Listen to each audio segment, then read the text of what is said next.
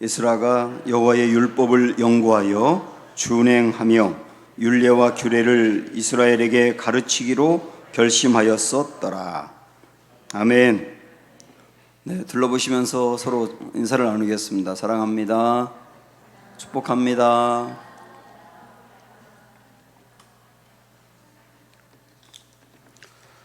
네, 제가 이번 주 열왕기 상에 있는 새벽기도 말씀을 준비하고 또 연구하고 전하고 그러는 과정에서 하나님이 제 마음에 이 많은 생각과 그리고 부어주신 은혜가 있습니다. 목회자로서 또 한 명의 성도로서 어떻게 목회를 해야 하고 어떤 마음을 갖고 또 신앙생활을 해야 할 것인지 그런 것들을 깨닫게 했고요. 그리고 제가 새벽에 이제 말씀을 전하면 그 말씀을 전한 다음에 기도의 시간에는 말씀을 서론부터 끝나는 말씀까지 쭉 한번 훑어가면서 말씀을 기도로 바꾸거든요. 그 말씀을 기도로 바꾸다 보면 그때 주시는 은혜의 후폭풍이 있습니다. 제가 미처 이제 말씀을 준비하고 전할 때 느끼지 못했고 깨닫지 못했던 것들을 기도하는 중에 하나님이 이렇게 더 부어주시는 게 있더라고요. 그래서 이걸 말씀 기도라고 하는데 그것도 굉장히 귀한 은혜가 있었어요. 이번 주에 주로 솔로몬에 대해서 말씀을 전했습니다. 여러분도 솔로몬 잘 아시는데 솔로몬 하면 뭐가 생각나세요? 지혜가 생각나죠. 정말 지혜로운 왕이었지 않습니까? 그가 지혜를 달라고 기도했고 또 하나님이 그 기도를 들으셔서 정말 지혜를 부어주셨어요. 그 지혜는 하늘의 지혜였습니다. 그래서 한 아이를 두고 서로가 자기 아이라고 싸우는 그 엄마들 그 문제를 기가 막힌 방법으로 정말 지혜롭게 판결해내지 않습니까? 그 지혜를 포함해서 지혜만이 아니고 각양 여러 분야에 대한 지식도 있었어요. 그래서 식물이면 식물, 그리고 물고기라든지 새라든지 동물이라든지 각 분야에 대해서 정말 아는 것이 많았고 얼마나 지혜와 지식이 넘쳤는지 주변에 소문이 나가지고 주위에 있는 여러 왕들이라든지 사람들이 솔로몬에게 그 지혜를 배우고자 정말 얼마나 지혜로운지 보고자 찾아올 정도였다고 성경에 그렇게 기록하고 있거든요. 정말 지혜로운 왕이었습니다. 그리고 그는 열심도 있었어요. 특별히 성전 건축에 대한 열심이 있었습니다. 솔로몬이 성전 건축할 때 그 건축할 때 쓰였던 주 목재가 백향목이었거든요. 이 백향목은 레바논의 그 산에서 가져온 겁니다. 근데 레바논의 그 산에 백향목은 지금까지도 굉장히 많은데 주로 해발 2000m 정도에서 자라거든요. 그러니까 그 나무를 2000m 높이 있는 나무를 베가지고 지중해까지 끌어내려서 그 다음에 바다를 통해서 예루살렘까지 옮긴 겁니다. 그 모든 일을 사람이 한 거예요. 그래서 성경에 보니까 성전 건축을 위해서 동원된 사람만 18만 명이더라고요. 18만 명이 7년 6개월 동안 성전을 건축했는데 그 성전 안에 들어간 그 백향목이라고 하는 목재뿐만 아니라 거의 사방을 다 금으로 도금을 해버렸거든요. 그래서 제가 그 기록을 찾아보니까 이 성전을 건축하기 위해서 들어간 돈이 얼마냐면 지금 현재 우리 돈으로 환산할 때 4천억 원 정도가 들어갔어요. 그러니까 4천억 원 들어간 성전을 지은 겁니다. 굉장하지 않습니까? 그래서 우리는 이런 솔로몬을 보면서 그냥 언뜻 생각을 하면 그가 하나님 앞에 지혜를 구했고 하나님이 그에게 지혜를 부어주었고 또 성전 건축한 것을 귀히 여기셔서 많은 복을 부어주셨다. 이렇게 그냥 생각할 수 있는데 그게 아니더라고요. 제가 일주일 동안 새벽기도 전하면서 솔로몬한테 엄청 미안했거든요. 왜냐하면 솔로몬의 그 문제가 무엇인지, 허물이 무엇이며 한계가 무엇인지를 계속 파고들다 보니까 엄청 미안했어요. 그래도 이게 성경이더라고요. 솔로몬은 이렇게 하나님을 잘 믿는 사람같이 보였는데 갈수록 신앙이 무너지기 시작합니다. 제가 새벽에도 그런 말씀을 전했는데 저수지의 그 뚝이 무너질 때는 요만한 구멍이 생기는 것부터 시작하거든요. 요만한 구멍이 생기면 요 구멍 때문에 점점 구멍이 커지고 나중에는 그 부분이 무너지면서 뚝이 무너지고 난리가 나는 거예요. 사람이 무너지는 것도 똑같거든요. 처음부터 엄청나게 무너지는 게 아니고 요만한 틈이 보이는 겁니다. 신앙의 틈이라고 하는 거. 그 신앙에 어떤 균열이 생기는 거거든요. 그 균열이 해결이 안 되면 갈수록 구멍이 커지다가 나중에 무너지는 것인데 솔로몬이 꼭 그랬더라고요. 점점점 하나님에게서 멀어지더니만 결국 나중에는 배교를 합니다. 하나님을 아예 버리고 배교를 하는데 온갖 우상을 섬기는 거예요. 그리고 솔로몬이 죽은 다음에 나라가 둘로 갈라져요. 나라가 둘로 갈라질 때 백성들이 솔로몬의 아들인 르호보암에게 뭐라고 말하냐면 당신의 아버지가 우리에게 큰 짐을 지었다. 그래서 이 짐을 좀 가볍게 해달라. 우리 바라는 거 아무것도 없다. 짐만 가볍게 해달라. 그건 뭔지 아세요? 솔로몬이 겉으로 볼 때는 엄청나게 화려하게 나라를 통치하고 그랬지만 백성들은 하나도 행복하지 않았다는 거예요. 그러면 왜 그랬을까? 왜 그랬을까라고 생각할 때 그는 왕이 되고 난 다음에 나라가 안정돼야 되고 전쟁이 없어야 된다고 생각을 해서 결혼 동맹을 맺었어요. 힘이 강한 나라는 결혼 동맹을 맺고 힘이 약한 나라는 정복해버리고 그래서 다른 나라의 공주를 첩으로 다 데려왔습니다. 그래서 처첩이 1000명이었거든요. 결혼 동맹을 통해서 나라를 안전하게 하려고 했던 거예요. 다윗은 전혀 그러지 않았거든요. 아무리 힘이 있어도 결혼 동맹을 맺지 않고 그는 이 나라의 왕은 하나님이다. 그래서 나라의 왕인 하나님이기 때문에 하나님이 지켜주셔야 된다고 하는 그 생각과 일념으로 나아갔지 자기가 다른 나라와 결혼 동맹을 통해서 평화를 이루고 이런 인위적인 방법을 쓰지 않았다고요. 근데 솔로몬은 처음부터 그랬단 말이에요. 그리고 그러다 보니까 다른 나라의 그 공주들을 이렇게 자기의 아내로 데려오다 보니까 그 공주들이 자기 몸만 오는 게 아니라 자기가 믿던 우상을 가지고 오는 거예요. 그리고 그 사이에서 태어난 자녀들에게 우상을 믿게 하고 그래서 나중에 예루살렘이 아예 그 하나님을 믿는 도시이고 중심이어야 될 예루살렘에 우상의 백화점이 되는 거예요. 하도 우상이 많아가지고 그런 문제가 생겼던 것이고 그리고 솔로몬 자체가 굉장히 겉으로 보이는 화려함을 추구하는 사람이었고 자기를 드러내길 좋아하는 사람이었고 이런 문제들이 결국 나중에 무너지게 되는 원인이 되는데 더 깊이 파고 들어가서 그러면 솔로몬이 그렇게 비본질적인 것들에 관심을 갖고 하나님을 정말 의지하지 아니하고 자기의 힘으로 나라를 운영하려고 하고 그러게 된 원인이 무엇인가를 더 깊이 파고 들어가니까 이거더라고요. 솔로몬에게는 열심은 있는데 말씀이 없는 거예요. 그게 가장 근본적인 원인이더라고요. 열심은 있는데 말씀이 없는 거예요. 솔로몬이 왕이 되었을 때 그의 아버지 다윗이 솔로몬에게 네가 왕이 됐는데 정말 중요하게 붙들고 가야 될 것이 무엇인지를 유언처럼 남긴 말씀이 있습니다. 열왕기상 2장을 가보세요. 여러분 좀 앞으로 가보세요. 열왕기상 2장 511쪽 1절부터 보겠는데요. 아버지 다윗이 왕이 된 아들에게 유언하는 겁니다. 이제 왕이 된 아들이거든요. 무엇이 중요할까? 자, 다윗이 하는 얘기 들어보세요. 다윗이 죽을 날이 임박하매 그의 아들 솔로몬에게 명령하여 이르되 내가 이제 세상 모든 사람이 가는 길로 가게 되었노니 너는 힘써 대장부가 되고 그 다음 3절부터 같이 내 하나님 여호와의 명령을 지켜 그 길로 행하여 그 법률과 계명과 율례와 증거를 모세의 율법에 기록된 대로 지키라. 그리하면 네가 무엇을 하든지 어디로 가든지 형통하리라. 여호와께서 내 일에 대하여 말씀하시기를 만일 내 자손들이 그들의 길을 삼가 마음을 다하고 성품을 다하여 진실이 내 앞에서 행하면 이스라엘 왕위에 오를 사람이 내게서 끊어지지 아니하리라 하신 말씀을 확실히 이루게 하시리라. 자, 여기 보세요.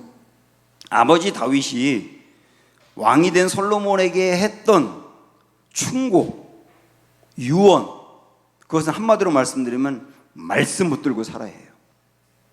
또 제일 중요한 게 뭔지 알아? 말씀 붙들고 살아. 너 왕이 됐는데 어떻게 나라를 통치할지, 리더십도 중요하고 능력도 중요하고 그 다음에 너와 함께할 사람들을 배치하는 것도 중요한데, 다 중요한데 그 모든 것보다 제일 중요한 게 뭐냐면 말씀 붙들고 사는 거야. 그 말이에요. 말씀 붙들고 사는 거야. 너 말씀 떠나면 큰일 나. 이 아버지가 너에게 해줄 수 있는 유일한 말이야. 그렇게 얘기했던 거거든. 그런데 솔로몬은 말씀을 붙드는 진지함이 없는 거예요.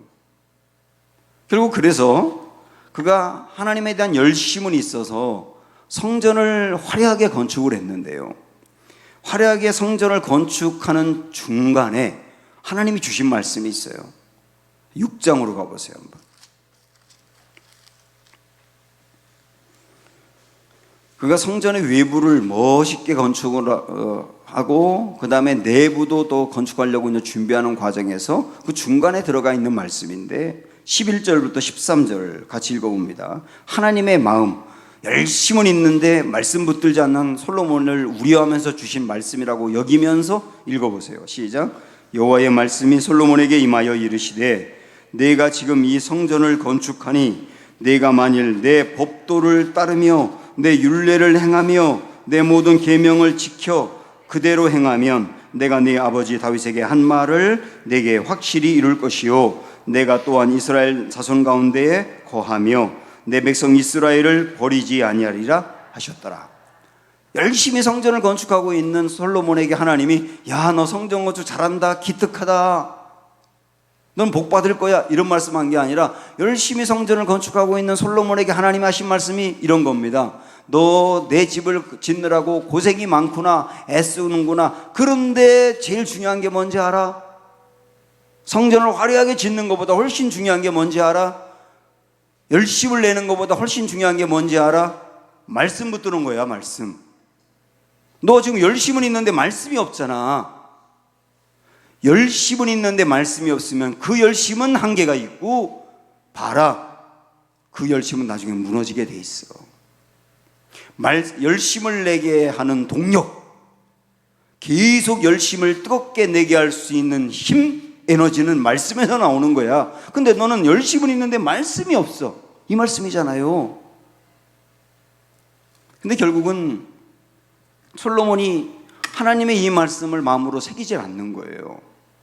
그래서 성막을 지을 때는 여러분도 아시지만 성막 하나하나 지을 때마다 번제단을 만들어라, 번제단의 크기는 이 정도로 하고 모양은 이렇게 하고 색깔은 이렇게 하고 재질은 이렇게 해야 돼.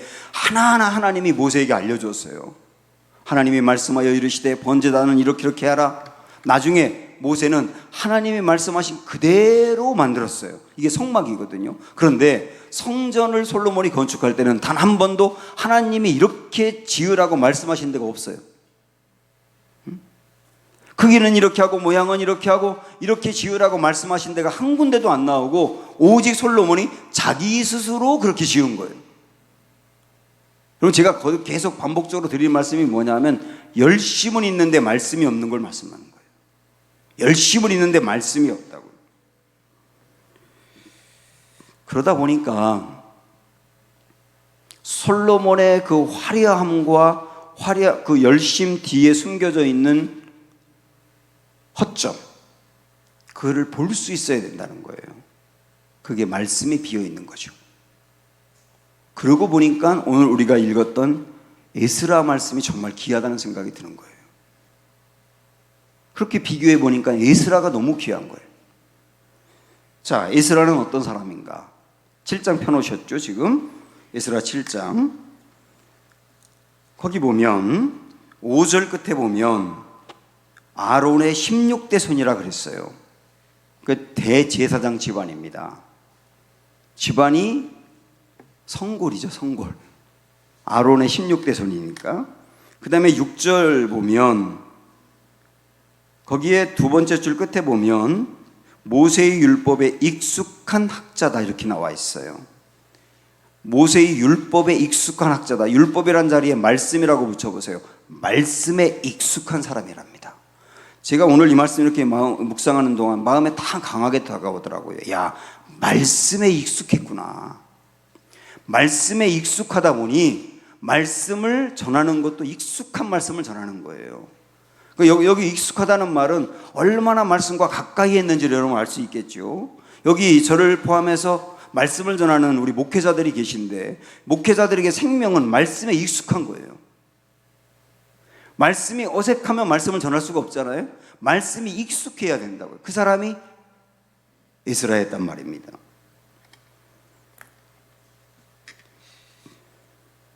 그리고 그는 바벨론에서 예루살렘으로 이렇게 포로에서 귀환합니다. 2차 포로 귀환을 하게 되는데 2차 포로 귀환의 대표가 에스라였거든요. 그런데 아까도 보았지만 에스라는 뼈대 있는 가문이었고요. 그리고 6절 다시 보세요. 맨 뒷부분에 보면 이렇게 말씀합니다. 왕에게 구하는 것은 다 받는 자였다. 이게 에스라였거든요. 왕에게 구하는, 여기서 말하는 왕은 페르시아의 왕이에요. 세계를 지배하고 있는 어마어마하게 큰 나라 페르시아의 왕에게 구하는 것은 다 받았답니다. 그러니까 에스라가 페르시아의 그 정부에서 이 에스라의 위치가 상당했다는 걸 알 수가 있지 않습니까? 다니엘도 마찬가지였지만 에스라도 그랬다는 걸 알 수 있어요. 왜냐하면 구하는 것은 왕이 다 줬다고 했으니까요. 그러니까 이 사람은 그 페르시아 지역에서 살지만 노동자로 살았던 것도 아니고 굉장히 대우받으면서 안정적으로 살았던 사람인 게 분명합니다. 그런데 이 사람이 자기 안정적으로 살고 있던 페르시아 지역을 버리고 예루살렘으로 귀환한다고요. 그러니까 이렇게 보시면 됩니다. 지금 현재 단순하게 비교를 하면 페르시아는 미국이라고 한다면 예루살렘은 완전히 황폐해져가지고 난민이 잔뜩 생겨버린 그런 나라들 있잖아요. 그런 나라로 보시면 돼요. 그런데 그렇게 화려하게 안정적으로 살던 미국을 떠나서 난민들이 우르르한 그런 지역으로 갔다, 이렇게 보시면 돼요. 기득권 다 포기한 거예요. 그리고 페르시아에서 예루살렘까지 가는 길이 1400km였거든요. 거기를 10,000명을 데리고 가는 거예요. 3개월 20일 걸렸습니다. 그러니까 110일이 걸렸어요. 죽을 고생했습니다. 그 죽을 고생하면서 그러면 그렇게 안정적으로 살던 사람이 기득권들 다 포기하고 죽을 고생하면서 10,000명의 사람을 데리고 왜 예루살렘으로 왔겠느냐는 거예요. 그 마음을 보셔야 돼요. 왜 그 고생을 하면서 다 포기하고 예루살렘으로 오기로 결단했느냐? 왜 그랬느냐? 보세요. 9절 끝에 보면 다섯째 달 초하루에 예루살렘에 이르니라, 이렇게 되어 있죠. 예루살렘에 드디어 왔습니다. 왔는데 그 다음에 10절로 넘어가 보면 에스라가 이렇게 나오는데 원문에는 그 앞에 뭐가 있느냐면 왜냐하면이 있어요. 왜냐하면. 더 쉽게 말씀드리면 왜 예루살렘으로 갔느냐예요. 왜 예루살렘으로 다 포기하고 갔느냐? 왜 갔는지를 10절 읽어보세요. 왜냐하면 하고 시작. 왜냐하면 에스라가 여호와의 율법을 연구하여 준행하며 율례와 규례를 이스라엘에게 가르치기로 결심하였었더라. 왜 갔다고요? 3가지. 말씀을 연구하고 준행하고 가르치려고. 여러분, 이 에스라의 마음을 생각을 해보세요. 말씀을 연구하고 준행하고 가르치는 게 얼마나 중요했으면 그 안정된 모든 걸 다 포기하고 죽을 고생하면서 여기에 갔겠느냐는 거예요. 그러니까 에스라의 심령 속에는 말씀이 그렇게 중요했다는 거예요. 말씀이 이렇게 중요한 사람이었다. 솔로몬은 겉으로는 화려해 보였지만 말씀이 없는 사람이었고 말씀의 중요도도 모르는 사람이었는데 에스라는 그의 심령 속에 불타는 거, 화를 불타는 게 뭐냐면 말씀이야, 말씀. 그래서 말씀을 연구했다 그랬거든요. 연구했다. 말씀에 대해서 공부했다는 뜻이에요. 익숙해질 때까지. 여러분 그런 생각하지 않으십니까? 말씀은 어렵다. 말씀은 어렵다. 그리고 말씀을 잘 모르겠다. 그렇게 생각하세요? 왜 말씀이 어렵고 말씀을 모르냐면 성경을 연구하지 않아서 그런 거예요. 아주 쉽게 말씀드리면 성경을 안 봐요. 그리고 연구하지 않아요. 그러니까 말씀이 계속 어려운 거예요. 말씀은 보고 연구하면 익숙해지는 거예요. 그러면 말씀이 이게 엄청나다는 걸 알게 되고요. 그 엄청난 말씀이 내 심령에 쌓여 있으면 거기서 나올 수가 있는 거거든요. 생명의 말씀이. 그래서 오늘 우리 교사들 여러분 그 수련회 성경학교 지금 하기 위해서 헌신 예배 드리는데 제가 엄청난 게 부담을 드리는지 모르지만은 여러분은 말씀을 전하는 분들이세요. 말씀을 전하는 분들이기 때문에 말씀에 익숙해지도록 연구하셔야 돼요. 공부하셔야 돼요. 결국 여러분들이 아이들에게 전하는 거는 레크레이션이 아니고 말씀이잖아요. 이게 아이들을 살리는 거고, 이게 나중에 40년 후에도 우리 아이들을 교회에 있게 하는 거고. 이거 아니면 무엇입니까? 그래서 이 말씀으로 결국 여러분들이 아이들에게 먹이기 때문에 이 말씀을 연구하셔야 된다. 이게 교사된 분들이 시간을 내서 헌신하는 거 정말 감사하지만 절대로 놓치면 안 되는 부분들입니다. 그리고 또 하나는 준행했다 그랬어요. 준행했다는 말은 내가 연구하여서 안 말씀대로 살아냈다는 겁니다. 말씀대로 살아냈다. 말씀대로 살아내는 게 어렵지만 그는 말씀대로 살아냈다. 그리고 나서 말씀을 연구하고 살아낸 것을 가르치는 거예요. 그러니까 그 가르침이 생명력이 있는 거죠. 이게 에스라였고 이거 하려고 다 포기하고 왔단 말입니다. 사랑하는 여러분, 우리가 듣는 말씀, 보는 말씀, 우선 여러분들이 정말 가까이 하시기 바라고, 듣는 말씀과 보는 말씀이 우리에게 깨닫게 해주시는 은혜가 있기를 축원합니다. 성경에 대해서 눈이 열리는 은혜가 있기를 축원합니다. 말씀을 통해 깨달은 것을 나눌 때 말씀이 팔팔하게 살아있는 것들을 경험하시기를 바랍니다. 만나면 목회자들뿐만 아니라 평신도들이 만났을 때 최고의 만남의 교제는 사실은 내가 만난 말씀을 나누는 거예요. 내가 만난 말씀을 통하여 나눌 때 그 말씀을 듣는 사람들이 살아나게 되고 그 말씀이 살아 역사하고 움직이는 거거든요. 이 만남과 모임과 열정들이 이 교회에서 살아있어야 되겠다 하는 소망이 강하게 생기는 거예요. 이스라엘은 말씀만 바로 전하면 영원히 산다는 확신이 있었습니다. 다시 말하면 에스라는 말씀으로 충분하다는 생각을 가진 거예요. 말씀으로 충분하다. 말씀만 바로 전하면 말씀으로 충분하다. 저는 우리 교사들도 일단 이 마음으로 무장하셨으면 좋겠어요. 말씀으로 충분하다. 복음으로 충분하다. 복음으로 충분하다. 아이들에게. 복음이 아이들에게 익숙하지 않을 수 있어요. 복음은 어른들에게만 중요한 게 아니라 유치부에게도 복음이 중요한 거예요. 제가 여러분에게 여러 번 말씀드렸지만 저는 우리 교회에서도 그랬고 이전교회에서도 그랬고 청소년부 아이들, 어린아이들에게 수련회나 성경학교 때 말씀을 전하는데 정말 두려웠어요. 왜냐하면 중학교, 고등학교 아이들이 말씀을 안 듣지 않습니까? 그리고 아무리 웃겨도 웃지 않고 그러니까 너무 당황스럽고 그래서 그 자리에 있는 게 너무 힘들어요. 그래서 그것 때문에 고민이 많고 가능한 이렇게 거절하고 싶은데 그는 어느 순간 제게 하나님 주신 마음이 뭐냐면 그 아이들을 만났을 때 제일 중요한 건 복음이야.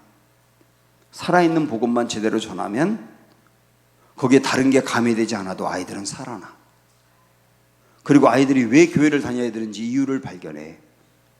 문제는 복음 외에 다른 것이 너무 많이 치장이 되기 때문이지, 복음만 바로 전하면 충분하다. 이게 저의 확신이에요. 전 교사들의 확신이 되기를 원해요. 여기에 인본주의가 들어가면 안 돼요.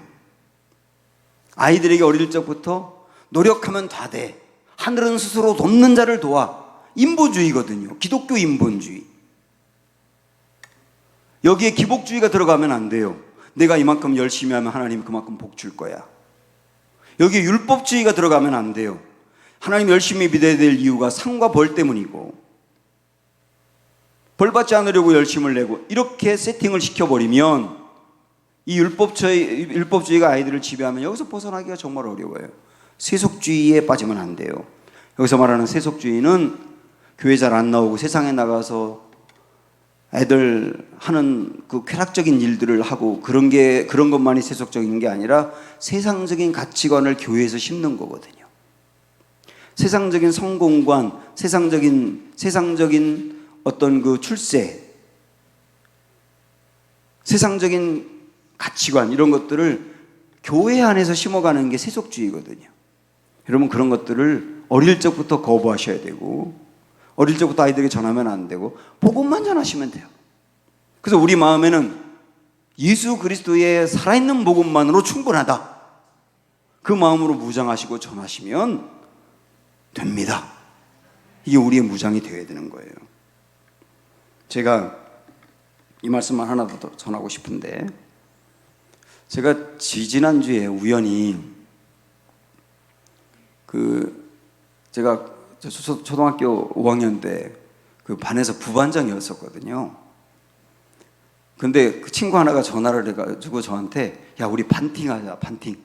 5학년 때 담임선생님이 반팅하고 싶어 하니까 반팅하자.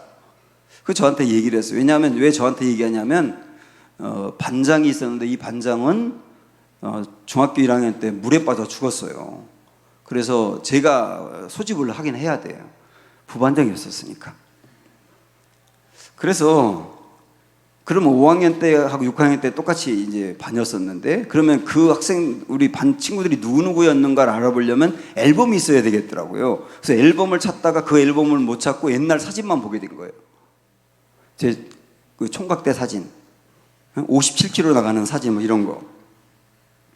그런데 제가 쭉 넘기면서 그 빛바랜 사진들을 보면서 추억 여행을 하다가 딱 눈에 하나 들어온 사진이 있었어요. 그게 뭐냐면, 제가 인천에서 주로 저도 전도사 막 이런 사역을 했거든요. 그 인천에 있는 한 시골 교회에서 사역할 때, 그때 교사들이 제 시골 당진에 놀러 간 사진이었어요. 세보니까 8명이 제 시골에 놀러 와서 거기서 2박 3일 동안 잠도 자고 놀았거든요. 엄청나게 친했어요. 저하고 교사들도 죽고 못 사는 관계였어요. 정말 친했어요. 제가 있는 학교에도 수도 없이 왔었고, 정말 친했어요. 그리고 교사들이 서로가 친해가지고 분위기 엄청 좋았어요. 그런데 제가 깜짝 놀란 게 뭐냐면, 그 8명의 교사 하나하나 보니까 몇 년 전에 제가 그 중에 한 분을 만났는데, 얘 어떻게 됐냐 물어보니까 거의 대부분 교회에서 떠난 거예요. 그 얘기를 들었던 게 저에게 너무 충격이었기 때문에, 거기 사진에 있는 8명 한 명 한 명을 보면서 제 마음이 너무 아픈 거예요. 아니, 그때 서로 죽고 못 사는 관계고, 그렇게 열심히 교사를 하고 그렇게 열심히 청년 때 교회를 다녔는데 얘들이 지금 다 어디가 있느냐 말이에요. 왜 교회에서 떠났을까? 무슨 일이 있었을까? 너무 마음이 아픈 거예요. 그 아픈 마음을 갖고 사진을 볼 때 하나님 버뜩 주는 생각이 뭐였느냐면 이런 거였습니다. 제가 그 교회에서 사역할 때 교사들하고 정말 죽고 못 사는 관계였다 그랬는데, 그런 인간관계로 맺어진 사역이었어요. 그런 인간관계로 맺어진 사역, 정말 좋았다니까요, 분위기가. 근데 거기에 제가 복음을 만나기 전이었기 때문에 말씀이 없었던 거예요. 그 마음을 하나님 복 주는 거예요. 말씀으로 중심을 삼게 하지 못하고 말씀을 바로 전하지 못하고 복음을 만나게 하지 못하니까 시집가든 직장 때문에 다른 데 가든 하여튼 교회에서 상처를 받든 무슨 일이 생기니까 다 떠나죠.